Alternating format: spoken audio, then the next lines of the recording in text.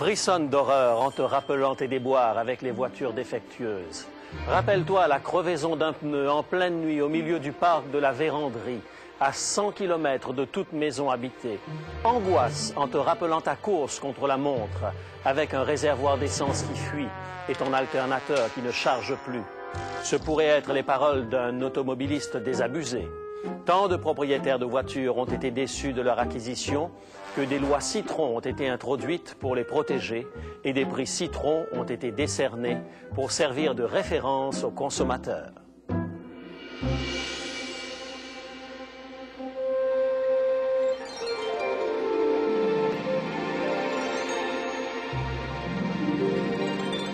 Il est écrit, je suis José Élysée et je vous propose la solution à vos besoins les plus profonds, le Christ vivant.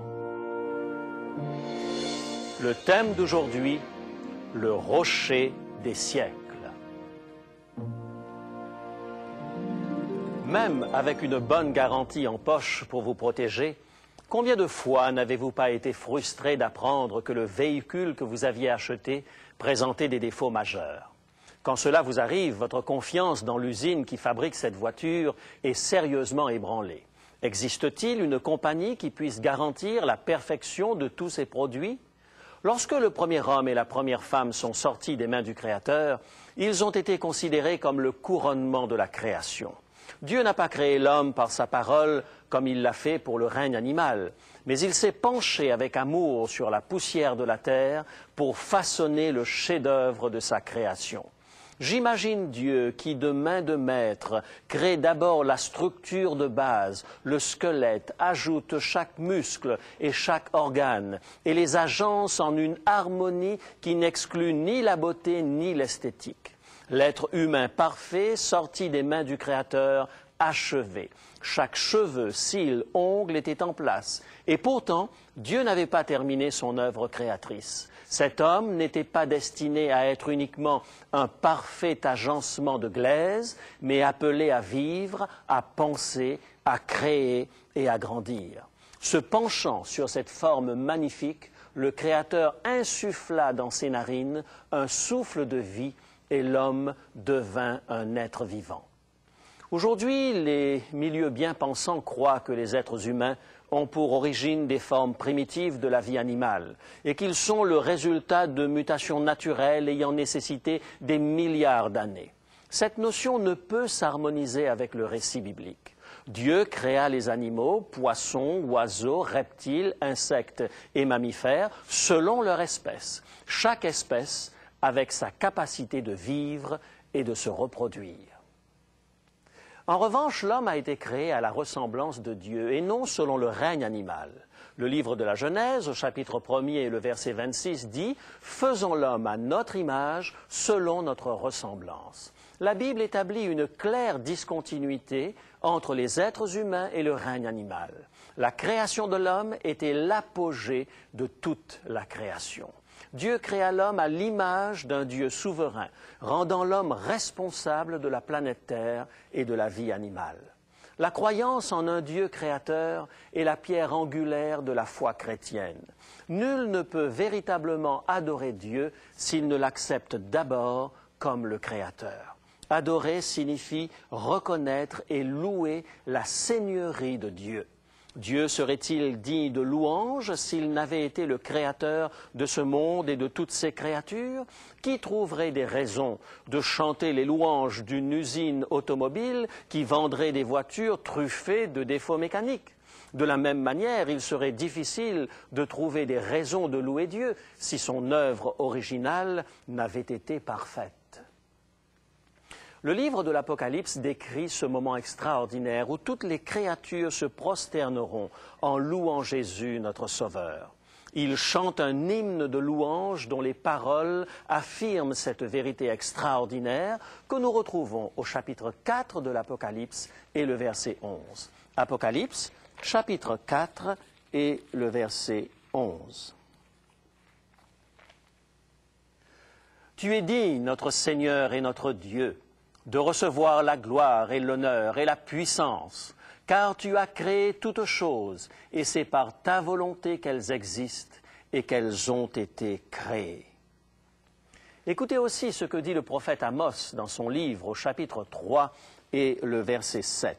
Amos, chapitre 3 et le verset 7. Car le Seigneur l'Éternel ne fait rien sans avoir révélé son secret à ses serviteurs, les prophètes. Dieu ne sera jamais pris au dépourvu par les situations du monde, quelles qu'elles soient.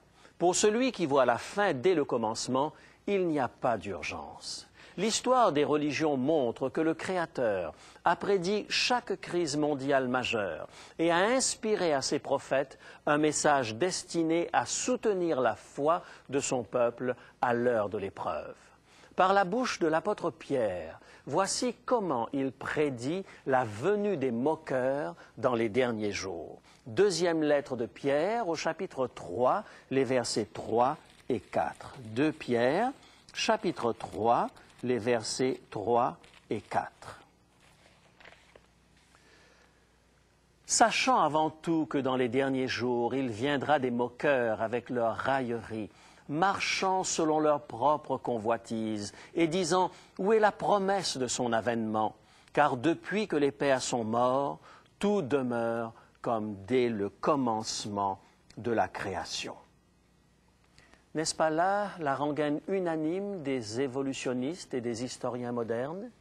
Ils affirment qu'il n'y a jamais eu d'intervention surnaturelle dans le passé de notre planète. Alors pourquoi en serait-il autrement pour le futur? Aurions-nous des raisons d'attendre autre chose que des mutations dues au hasard dans la suite de l'histoire de notre monde? Posez la question de nos origines à la grande majorité des scientifiques et ils vous répondront que nous ne sommes que le fruit d'un accident. Questionnez-les sur notre destinée future et ils vous répondront que tout ne dépend que d'un accident. Ils refusent l'idée d'une quelconque intervention de Dieu pour mettre fin un jour à ce monde. Et le verset suivant ajoute qu'ils veulent ignorer volontairement que le monde ait été une fois détruit par le déluge. L'une des réponses bibliques les plus parlantes à la géologie évolutionniste est le récit du déluge, tel qu'il est relaté dans l'Ancien Testament. Il existe, si on veut bien y prêter attention, suffisamment de raisons scientifiques pour conclure que la Terre a connu une inondation dévastatrice mondiale. Bien des mystères trouveraient leur explication logique dans un déluge universel. À chaque grande énigme du passé, les hommes offrent une ou des explications bien souvent contradictoires. Prises individuellement, elles semblent cohérentes, mais combien de ces explications tiendraient la route si l'ensemble des grandes énigmes que nous pose le passé étaient mises pêle-mêle dans un seul panier? Le Grand Canyon du Colorado et les autres, la Grande Barrière de Corail, les plateaux continentaux sous-marins, les tremblements de terre, les variations magnétiques du sol marin, la formation du charbon et du pétrole, les glaciers, les périodes de glaciation, les volcans et la géothermie, la tectonique des plaques et les grands cimetières fossiles. Un des principes de la véritable science a été exprimé en ces termes. Toutes les hypothèses scientifiques doivent être structurées de telle manière qu'elles puissent être remises en question avec l'intention délibérée de démontrer l'inexactitude des fausses hypothèses. En d'autres mots, toute hypothèse qui ne peut être soumise au principe du rejet, soit par l'observation ou l'expérimentation, n'est pas une hypothèse scientifique. Allez, procédez un instant à un changement de paradigme. Oubliez tout ce que vous avez entendu sur les millions d'années nécessaires à l'évolution. Remplacez ces théories par un déluge universel et vous obtenez des fossiles bien plus jeunes, compressés en quelque sorte par ce cataclysme universel. Dans une telle hypothèse, les formes de vie les plus primitives se retrouvent naturellement dans les strates les plus anciennes, tandis que les vertébrés, par exemple, plus mobiles, se retrouvent dans les couches superficielles. Il n'est pas nécessaire d'ajouter des millions d'années pour rendre plus crédible ce qu'on ne peut expliquer. Un livre paru récemment en Angleterre, Facts of Life, propose d'aller plus loin que la théorie de Darwin. Contrairement à ce qu'on pourrait penser, l'auteur de ce livre n'est ni créationniste, ni chrétien, mais journaliste scientifique. Il rapporte que l'Institut hawaïen de géophysique a daté de la lave en utilisant la méthode radioactive. Ces tests ont donné un âge moyen de plus de 3 milliards d'années à ces laves. Et pourtant, c'était celle d'une éruption vieille de 200 ans. Mais je vois que vous n'êtes pas encore convaincu. Alors, analysez sans préjugés ce que je vais vous dire maintenant. Oubliez encore une fois tout ce qu'on vous a dit sur les longues périodes géologiques et posez-vous la question suivante. Et si l'évolution, au lieu d'aller du plus simple vers le plus complexe, faisait exactement le chemin inverse, une évolution régressive, en quelque sorte? Sur ce point, il y aurait bien des exemples et des modèles scientifiques à citer. Tenez, si vous vous êtes déjà cassé un membre, vous avez dû constater que l'immobilité faisait régresser la masse musculaire.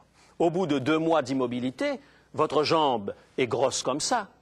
Ou placez un petit homme dans une meute de loups pendant les 2 premières années de sa vie. Vous n'obtiendrez jamais une famille de loups qui parlent français, mais un petit homme qui hurle comme les loups. Et si les hommes soi-disant préhistoriques n'étaient que des contemporains des personnages bibliques, vous trouvez que je déraisonne? Ne zappez pas. Laissez-moi aller jusqu'au bout de ma réflexion avant de tirer vos conclusions. Vous connaissez comme moi les caractéristiques des hommes préhistoriques. Faible espérance de vie, langage inarticulé, alimentation à base de racines, demeurant dans des cavernes et j'en passe. Eh bien, savez-vous qu'à l'époque de Job, il existait des hommes avec les mêmes caractéristiques? Lisez avec moi la description qu'en donne Job dans le chapitre 30 de son livre, les versets 1 à 8. Job, chapitre 30, versets 1 à 8. Et maintenant, je suis la risée des plus jeunes que moi, de ceux dont je dédaignais de mettre les pères parmi les chiens de mon troupeau. Mais à quoi me servirait la force de leurs mains? Ils sont incapables d'atteindre la vieillesse, desséchés par la misère et la faim. Ils fuient dans les lieux arides, depuis longtemps abandonnés et déserts. Ils arrachent près des arbrisseaux les herbes sauvages, et ils n'ont pour pain que la racine des genêts. On les chasse du milieu des hommes, on crie après eux comme après des voleurs. Ils habitent dans d'affreuses vallées, dans les cavernes de la terre et dans les rochers. Ils hurlent parmi les buissons. Ils se rassemblent sous les ronces. Être vils et méprisés, on les repousse du pays. Ceux qui défendent mordicus la théorie de l'évolution ont utilisé les fossiles pour déterminer l'âge des couches stratigraphiques et les couches stratigraphiques pour déterminer l'âge des spécimens, et ce, en les arrangeant dans l'ordre qui leur convenait. Ces méthodes de datation sont une invention arbitraire de l'évolution. Derrière les vitrines sont exposés des squelettes, rassemblés d'un peu partout sur la planète. Un crâne de singe du Nouveau Monde est exposé à côté d'un crâne de singe de l'Ancien Monde. Et à côté, comme pour induire une relation entre eux, un crâne humain. Mais les crânes de singes ressemblent étrangement à ceux des singes, et les crânes des hommes à ceux des hommes.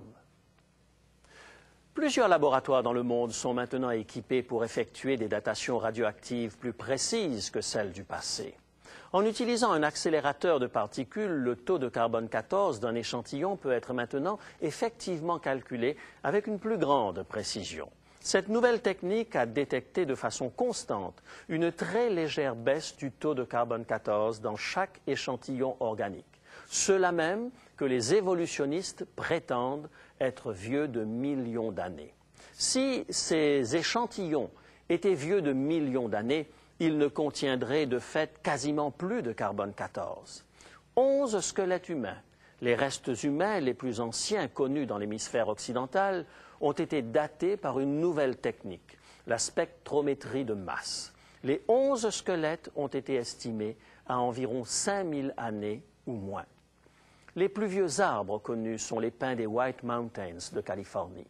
L'Association américaine des forêts estime qu'ils ont 4600 ans. Cet âge est remarquablement proche de l'époque probable du déluge. Il ne serait pas surprenant que des arbres qui ont commencé à pousser après le déluge soient encore vivants aujourd'hui. La véritable faiblesse de la théorie de l'évolution est qu'elle ne peut pas être démontrée par l'observation ou l'expérimentation, Pour cette raison, ce n'est pas une vraie hypothèse scientifique. On pourrait dire du message de la Bible que l'on ne peut pas le prouver non plus. Cependant, les démonstrations de pouvoir du Christ sont bien plus qu'une hypothèse. C'est un fait démontré que le christianisme peut sauver des hommes et des femmes de la barbarie, des toxicomanies, de l'avarice, de la délinquance et de l'anarchie. La Bible identifie clairement Christ en tant que créateur. L'Évangile de Jean au chapitre 1er, le verset 3, l'Épître aux Colossiens au chapitre 1er, le verset 16 et 17, l'Épître aux Hébreux également au chapitre 1er. Dans un message d'avertissement à propos des événements des derniers temps, le livre de l'Apocalypse nous présente l'antidote à l'évolution. La parole inspirée prédit que dans les derniers jours de l'histoire de la Terre, quand une grande majorité de personnes considéreront le récit originel de la création comme un mythe ou une allégorie, un appel particulier nous sera lancé par le Créateur. C'est un appel urgent qui doit être entendu par la race humaine. Il y est fait mention d'un peuple choisi, originaires de toute nation, famille et langue, des hommes et des femmes qui sont solennellement appelés à adorer celui qui a fait les cieux et la terre et la mer et les sources d'eau. Apocalypse chapitre 14 et le verset 7. Le langage d'Apocalypse 14, verset 7, résonne de façon étrangement familière à nos oreilles. C'est le même langage que celui d'Exode chapitre 20 et le verset 11. Lisons-le ensemble. Exode, chapitre 20 et le verset 11. « Car en 6 jours l'Éternel a fait les cieux, la terre et la mer, et tout ce qui y est contenu. Et il s'est reposé le 7e jour. C'est pourquoi l'Éternel a béni le jour du repos et l'a sanctifié. » Ce verset nous ramène à l'histoire de la création dans la Genèse. Il nous est dit au chapitre 2 de la Genèse, les versets 1 à 3. Nous pouvons aussi lire ces versets. Genèse, chapitre 1 et les versets 2 à 3. « Ainsi furent achevés les cieux et la terre, et toute leur armée. Dieu acheva au 7e jour son œuvre qu'il avait faite, et il se reposa au 7e jour de toute son œuvre qu'il avait faite. Dieu bénit le 7e jour et il le sanctifia parce qu'en ce jour, il se reposa de toute son œuvre qu'il avait créée en la faisant. » Pourquoi Dieu s'est-il reposé le 7e jour? Le Dieu éternel n'a pas besoin d'un jour de repos, même après la création du monde. Voici ce que la Bible nous déclare de Dieu par le prophète Ésaïe, chapitre 40 et le verset 28. Ésaïe, chapitre 40 et le verset 28. Ne le sais-tu pas? Ne l'as-tu pas appris? C'est le Dieu d'éternité, l'Éternel, qui a créé les extrémités de la terre. Il ne se fatigue point, il ne se lasse point. On ne peut sonder son intelligence. Dieu nous a laissé un exemple et il désire que nous le suivions pour notre bien. Nos corps peuvent travailler à leur pleine capacité lorsqu'un jour de repos hebdomadaire leur est accordé. Nous vivrons un stress permanent si nous ne donnons jamais le temps à notre esprit de s'élever au-dessus de la course incessante des jours qui succèdent aux jours pour contempler les valeurs éternelles. Les chapitres 1 et 2 de la Genèse présentent le sabbat du 7e jour comme le témoin perpétuel de l'historicité de la création. Les Grecs ont tenté la semaine de 10 jours. Les Romains ont préféré la semaine de 8 jours. La Convention, lors de la Révolution française, décréta une semaine de 10 jours dans une tentative de réécrire l'histoire et de réinventer le temps autour d'un système décimal. Il n'a pas duré longtemps car Napoléon l'a aboli. L'Union soviétique a tenté plusieurs expériences avec la durée de la semaine en 1929. Elle est passée à une semaine de 5 jours. En 1932, à une semaine de 6 jours. Mais en 1940, elle est revenue à la semaine de 7 jours. La science ne peut expliquer pourquoi la semaine comprend 7 jours. Mais le biorhythme des 7 jours du corps humain est l'une des récentes découvertes de la chronobiologie moderne. Et elle vient confirmer la pertinence de cette réalité. Le biorhythme se manifeste sous forme d'infimes variations de la pression sanguine et du rythme cardiaque lors d'une infection ou d'une transplantation d'organes. On sait par exemple que la probabilité de rejet de certains organes augmente à des intervalles hebdomadaires. Nous sommes créés avec un biorhythme cyclique de 7 jours. L'histoire de la création telle qu'elle nous est rapportée par la Genèse inclut le don divin du sabbat du 7e jour, le mémorial de la création. Le rejet de cet aspect de la révélation de Dieu a contribué à faire prévaloir le scepticisme. Ce jour est donné comme un signe de loyauté envers le Créateur, un mémorial éternel à sa création. C'est pourquoi le sabbat et les théories évolutionnistes ne peuvent cohabiter dans un même cerveau. Ils sont diamétralement opposés. Que l'un des deux en vienne à être universellement accepté, il bannirait l'autre de la pensée de l'humanité. Alors même qu'une partie de la population du monde tourne ses regards vers une théorie qui nie l'intervention de Dieu dans l'histoire de l'humanité, le sabbat demeure le meilleur témoignage de l'appartenance à un Dieu créateur. Lorsque nous sommes tentés de placer notre confiance dans les performances humaines, d'oublier et de douter du Dieu de la création, de louer la créature au lieu du Créateur, Dieu dresse le sabbat du 7e jour comme un rappel permanent de son acte créateur. À travers le sabbat, Dieu invite son peuple, semaine après semaine, à rappeler et à célébrer la bonne nouvelle de la création. L'obéissance au 4e commandement nous rappelle constamment qui nous sommes et quelle est notre place dans l'univers.